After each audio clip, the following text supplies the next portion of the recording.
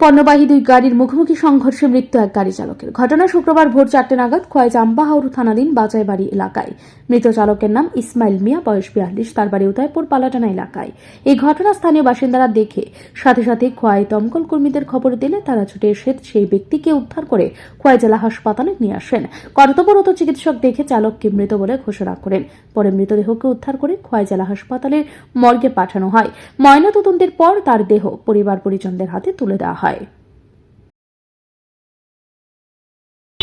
আমি চাম্পার পেস্ট থেকে সকাল 5টার সময় থানাতে ফোন গেছে একজন অ্যাক্সিডেন্ট হয়েছে বাসাই বাড়ি এরিয়া নিবারণ বাড়িতে এই খবর পাইয়া থানার এসি সাহেব আমারে ডিটেল করতে এখানে গিয়া হসপিটালে গিয়া দেখো। এরপরে আমি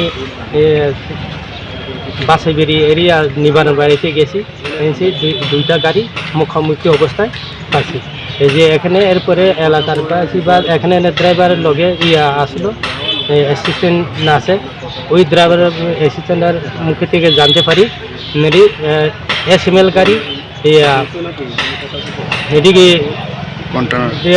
ধর্মনগর থেকে আগরতলা উঠেছে রওনা দিয়েছে। এখানে আয়াসারা ঠিক এখানে আসে পরে ইউরিনে এনে যাওয়ার জন্য গাড়িটা থামছে। এরপরে আরেকটা কন্টেনার গাড়ি আগরতলা থেকে শিলচরে উঠেছে রওনা দিয়েছে।